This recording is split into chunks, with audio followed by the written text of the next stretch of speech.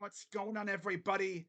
Crazy Dog back with my Browns Giants Week 3 game preview as our 1-1 Cleveland Browns are back at the dog pound this week, coming off a big win on the road in Jacksonville against the Jaguars. I mean, that was stressful when it didn't really need to be. But hey, it's a win.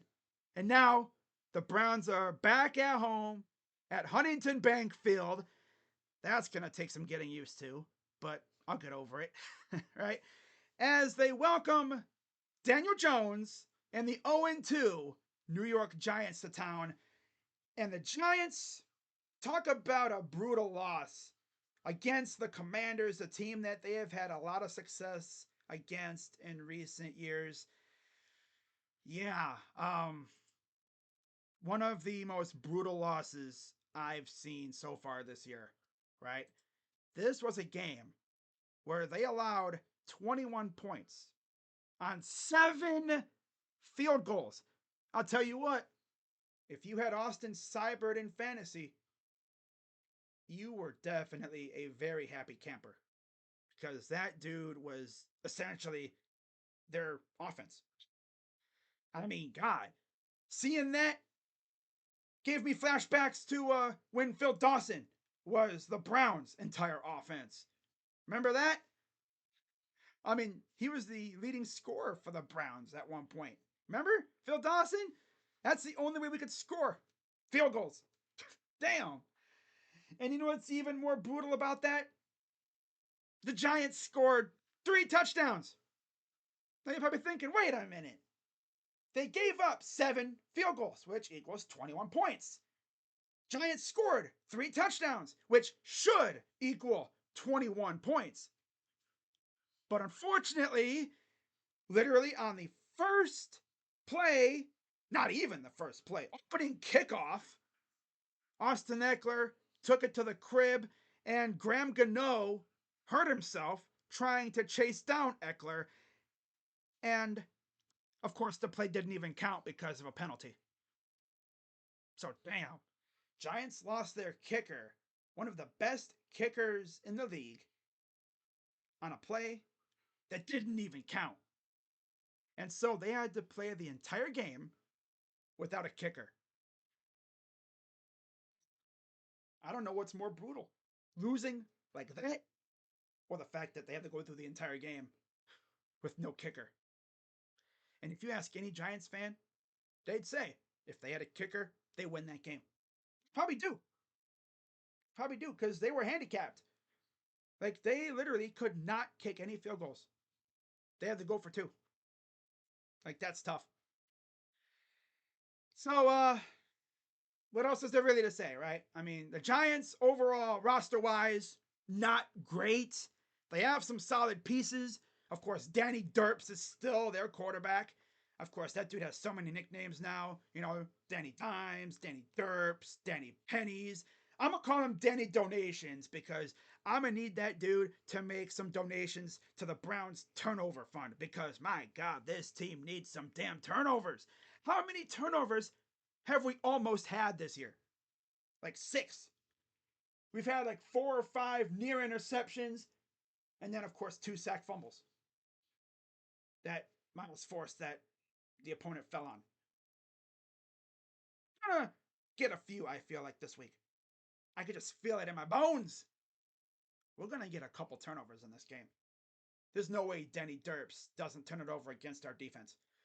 Now, looking at what the Giants did against the Commanders, they force fed the hell out of Malik Neighbors in the air or through the air.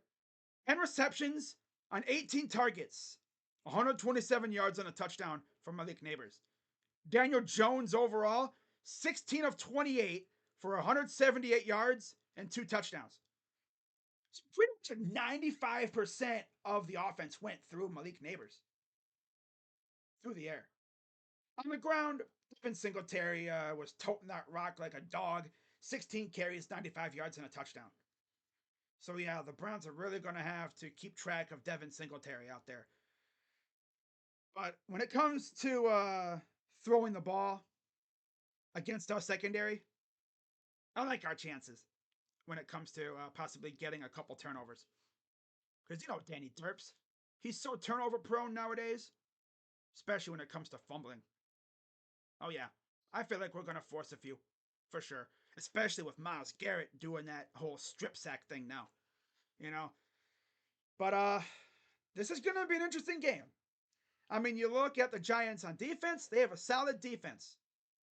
That's their strength on defense, at least up front, anyway. The secondary is a bunch of random guys I have never really heard of, besides Adoree Jackson. And they get to go up against Amari Cooper and Jerry Jeudy. Good luck, guys. Especially because Amari Cooper needs to get going because my dude's had a case of the stone hands the first 2 weeks. This is the game where I think Amari Cooper shows out. I think he's going to go off in this game. I have a hunch. I have a really good feeling he'll be going off in this game because he needs to, right? We'll see how they do. Now, before I get into the actual preview, got some things to go over. I talked about a couple of these things last night in my Victory Monday stream, but in case you weren't in there, I'm going to talk about them here. So, the first thing, this came yesterday from Andrew Siciliano as Kevin Stefanski was talking to the media. And this is the first thing that he was talking about in reference to David Njoku possibly playing week 3. He said, and I quote, I wouldn't rule him out yet. Man, if we get David Njoku back for week 3, oh, that would be huge. I mean, that dude's been such a crucial part of our offense. I got to give a big shout out to Jordan Akins, though. He held it down against the Jags. Yeah, he was good when we actually threw the ball his way, which wasn't often. But yeah, we need David Njoku back out there ASAP.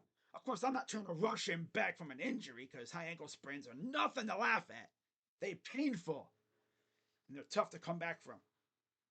So, I mean, if David Njoku is good to go, or if he feels like he's ready, have him out there and see what he does. But yeah, having him out there would be huge for this offense. And then, of course, still from the Kevin Stefanski little press conference from yesterday, this came from Daniel Oyefusi in reference to the possibility of Jedrick Wills and Jack Conklin coming back against the Giants. Kevin said, and I quote, yeah, potentially. Classic Kevin answers. Kind of vague, not really saying for sure. Possibly. Maybe. I don't know. He's like not going to say they'll be back. It's like see. The classic, we'll see. Because we'll see how they practice. Hopefully they practice fully. And then we'll know more probably by Friday or Saturday. But you know how Kevin is. Not being certain, saying, yeah, possibly, maybe, we'll see. The classic Kevin answers. Yep. He's so good at that stuff. Now, some stat stuff to talk about. First, gotta show a little love to Alex Wright. This came from Mac at the Buffalo on Twitter. And talking about Alex Wright since week 15 last year. Last 6 games. Here's Alex Wright's stats. 11 pressures, 5 sacks. Leads the team. 5 sacks in his last 6 games. Pretty damn impressive. 6 tackles for loss, 2 forced fumbles, 17 combined tackles, and of course, 1 safety. He had 1 sack in his first 29 games before that. Talk about development. And speaking of that safety, from Earl to Pearl on Twitter, and I quote, Alex Wright's safety on Trevor Lawrence was the first safety by the Browns since Olivier Vernon sacked Carson Wentz versus the Eagles in 2020. Wow, almost 4 full years. And you know who we can thank for that safety? Corey Bojorquez, because of that wickedly awesome punt that put them on their own 1. Precision. You love it. And then Something else to, I guess, go over from Brad Stainbrook on Twitter talking about Jerome Ford, Mr. Sideline to Sideline. I guess he's actually pretty fast. As Brad tweeted, and I quote, Browns running back Jerome Ford reached a top speed of 21.29 miles per hour on a second quarter 36-yard run against the Jaguars. It was the fastest speed reached by any ball carrier in week 2 and the fastest among running backs on a single play this season. It's almost like he's got good speed, but my dude just is addicted to running sideline to sideline. And we actually saw him run a little bit of straight ahead stuff, right? He was running straight ahead against the Jaguars. But I mean, he likes to run around the tackles. Like, it's fine. But this dude sometimes will run straight for the sideline and try to cut up. It's like, no. Because then the entire defense would be on your ass. Whereas if you run straight ahead, I mean, that's the quickest way to go to the end zone, right? Oh man, but yeah, Jerome Ford is actually not a horrible running back, but yeah, he's no Nick Chubb. I've made that quite clear. He is no Nick Chubb. We need him back soon. Please. Hurry back, Nick. But don't rush back. Come back when you're ready to go. Right? But yeah, Jerome Ford actually is fast, believe it or not. Yeah, he likes to run to the sidelines, but he's actually fast. When he wants to be, he can be a bowling ball. It's just that, again, you know, we don't usually see that because he's usually running to the sidelines or something else happens. Now, getting into this preview, starting off with the series history between the Giants and the Browns. The Browns actually lead the overall series 28-22 and 2. The Giants' last win came in 2016 in Cleveland when the Browns were just absolute an abomination. We all remember that, right? 1-31. Good job, Hugh. And then, of course, the Browns went into MetLife in 2020 with Baker Mayfield against Colt McCoy, and the Browns won. Now, you know what's crazy, right? Looking back at that game in 2016, just seeing how different both of these teams are. Obviously, it's been, what, 8 years? So, like, very few players are still in the league from either one of these teams. I mean, Eli Manning was quarterbacking for the Giants. The Browns had Josh McCown. Oh, brother. Josh McCown, man. Ah, but that's not all. Look who our running backs were. Isaiah Crowell, Duke Johnson. Our leading receiver was Terrell Pryor.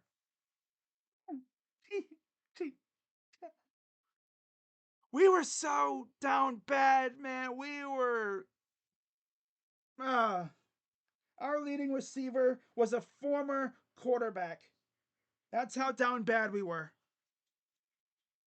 6 receptions, 131 yards. Giants defense let a former quarterback turned wide receiver go for 131 yards receiving.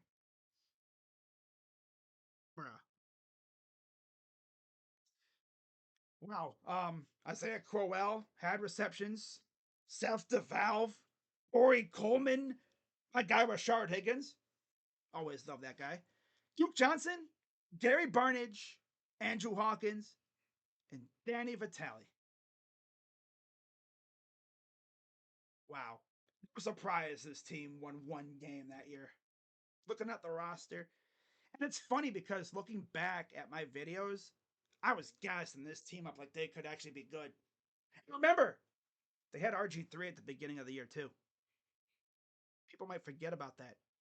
RG3 was supposed to be our starting quarterback, but he got hurt against the Eagles. Oh, brother. You look at our defense. We had 1 sack on defense. But look at some of these names. Christian Kirksey, my dog. Jamie Collins. Andrew Reynolds. The Pierogi Prince of Parma, Jamie Meter. Brian Buddy Calhoun. Carl Nassib. Xavier Cooper. Chapa, Joe Hayden, Tamar Taylor, Danny Shelton, Ricardo Lewis, Derek Kindred. By the way, Ricardo's a receiver. I guess he had to make a tackle on an interception or something. Of course, on a turnover. Of course. Demario Davis, actually pretty good.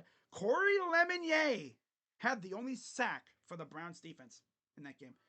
Alvin Bailey, Marcus Burley, Ibrahim Campbell, Spencer Drango. Again, got a tackle, most likely on a turnover. Tracy Howard and Joe Schobert. You see why we only won one game. What a freaking roster! That roster alone just screamed, Tank! Now, I could go over the Giants roster, but just like scanning through their roster in that game, like that team was laden with veterans. It's pretty clear their GM, I think it was a Jerry Reese at the time, he valued veterans. And of course, that Giants team went to the playoffs, you know, the whole shirtless or the boat picture, I guess. That happened, and then laid an egg against the Packers in the playoffs. Yeah, that was tough. And of course, since this year, 2016, the Browns have made the playoffs twice. Giants, well, once. 2022. They won a playoff game, beat the Vikings. Other than that, they've essentially been the Browns. They've been pretty much mid at best. And at their worst, oh my God, they've been literally like the worst team in the NFL. At their worst. Like one of the worst teams, like overall. It's 2016. And it's funny because, you know, shout out to Bad Dog and Entertainer and that, but it's like once in a while I'll come across the video from my guy Entertainer, and you know, there was one video where he was talking about Matt Rule turning down an interview with the Browns, and like he was talking about the Browns being like a clown show organization kind of thing, and I'm thinking, how ironic calling the Browns a clown organization, right? Look at us. Matt Rule turned us down. If you really think about it, because that let us get Kevin Stefanski. And we've had really good years with Kevin. I mean, he's a 2-time coach of the year. We've made the playoffs twice with Kevin. Looking for a third time now. Yeah, I mean, the Giants overall, they just can't figure out how to do the whole rebuild thing, right? And we'll see how they do this year. After this game, I wish them the best of luck, but for this week only, it's boot to ass. Or as they said in the Pirates of the Caribbean, it's not personal. It's just business. Yeah. And we're looking to take care of business on Sunday when the Giants come to town. And of course, the Browns are trying to get that ick out of their mouth from the last time they were in Cleveland, week 1 against the Cowboys. They're trying to, you know, get that ugly ass taste out of their mouth because their mouth tastes, they have that taste of cowboy boot in their mouth because the Cowboys were kicking them in the freaking teeth for 4 quarters. Kicking our teeth down our throat. Well, now it's time for us to put belt to ass on the Giants. And hopefully, like I said, Danny Donations donates to the Browns turnover fund in this game. Getting into my keys to victory. Again, it's pretty simple for the Browns. Set the tone on both sides of the ball. Defense, go out there and pitch 3 and out after 3 and out after 3 and out. Force turnovers. Wreak havoc in the backfield. Get after Danny Derps. Force him to make mistakes. That's what he does. He's so turnover prone. It's just the way he is. That's why we call him Danny Derps or Danny Pennies, and I call him Danny Donations. Of course, that goes into number 2, force turnovers. And your number 3, chill out with the freaking penalties. My God. wanted to pull my hair out on Sunday. Every time we'd have a big play, flag, flag, flag, flag, flag, flag. Like, damn, plays did we have negated because of that? And a freaking turnover on a kickoff negated due to a damn flag. And it's like, I didn't even know there was even a rule. Kicker can't go over the 50 before the ball is caught. Didn't even know that was. But now we know. Browns being the guinea pig again. Wow. I'm sure they knew it, but I didn't. And if they didn't know, now they know. Oh man, but it's simple. Take care of the ball, force turnovers. You know the drill. Getting into my player to watch. What the heck? Player to watch. There we go. Amari Cooper. Sorry about that. Yeah, I got to go Amari Cooper here. Pretty simple. That dude has had a rough start to the season. I need him to lock in and utilize these awesome things called hands. Catch it with your hands, not your chest. Which he's not really a chest catcher. It's just the ball has just bounced off his wrists or just off the fingertips. Firmly grasp it in your hands. Oh man, I think he'll have a good game this week though. Yep. I'm sure Deshaun will get him going, and we might see Amari in the end zone a couple times. That'd be awesome, right? Now, as far as my prediction goes, you guys already know where I'm going with this. 24-10 Browns. I think the Giants do get in the end zone one time, and they get a field goal. I think the Browns force a couple turnovers. I think they might even score on a turnover. Like, they've been itching for a turnover on defense the first 2 weeks. Like, they were this close to a couple of them. Legit, MJ Emerson had an interception, but while he was rolling around on the ground with the ball, it popped out. And then again, like I said, we had a turnover on a kickoff where Winston Reed laid the boom on the return man. That ball squirted out. We recovered it, but flag. Oh, the kicker can't go over the 50 before the ball is caught. Sometimes when I see the flag out there on the field and I see the refs huddling, I just picture the refs saying, okay, what did the Browns do that we could penalize them for? They didn't even do anything. I don't care. Penalize them anyway. Oh, man. But I think the Browns take care of business and they go to 2-1 with a trip to Vegas coming up. That'll be fun. But that is going to wrap it up for this one, guys. And let me know what you guys think of this game. Browns win, or do the Giants come into the dog pound and shock everybody and beat us? That would piss me the hell off if that happened. Like, there's no way Jim Schwartz and Kevin Stefanski would let Danny Derps derp his way into Huntington Bank Field and beat us in front of the dog pound. Like, that ain't gonna happen. It will not happen. Because I'd be pissed. Like, how in the hell do you beat the Jags on the road? You come back home and you lose to Danny Derps. Huh? What is going on here? Damn.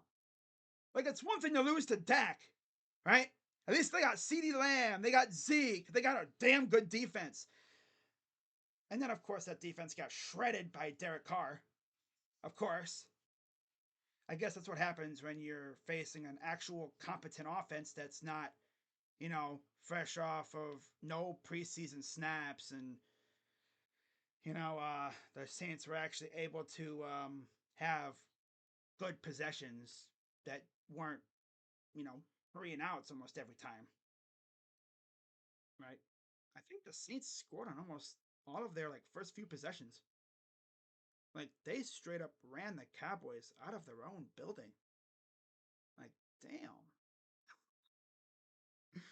The Saints pretty much did to the Cowboys what the Cowboys did to us. Like, that's tough. If the Browns want to do to the Giants like what the Saints did to the Cowboys, that'd be fun, right? I mean, if we go out and drop a 40 burger on the Giants, oh my God, I might bust on stream. All right, I'll stop before I get way, way overboard with the sus. So I will see you guys tonight for my week 3 picks. And if something else comes out, I'll make a video on it. That's what I do. So with that being said, I'm Crazy Dog. Let's go Browns. Shout out to all the Giants fans that I know on here. Of course, you got Bad Dog, you got Entertainer, you got Bones. I mean, there was Ravon from Virginia, but I ain't heard a peep from him in a long ass time. Hope all is well with him. He's got a family and stuff, so I understand that. Family comes first, of course. But yeah, shout out to all the Giants fans on here, the cool ones, which pretty much all the ones I know on here are pretty cool. So that's dope, you know. But yeah, shout out to all the Giants fans on here, and should be a fun game. We'll see how it goes. Damn, this video is almost gone over a half hour. Oh my God. I always tell myself, oh, Crazy Dog, I want these videos to be around 10, 12 minutes. How about a 27-minute preview? Safe to say, I talked a lot. Yeah. So, with that being said, I'm Crazy Dog. Let's go Browns and let's get this dub on Sunday and go to 2-1. Yeah. On the Vegas after. Should be a good one. Let's win this Sunday. Make me even more happy. I want another victory Monday, damn it. These are fun. With that being said, go Browns. I'm out. Bye bye.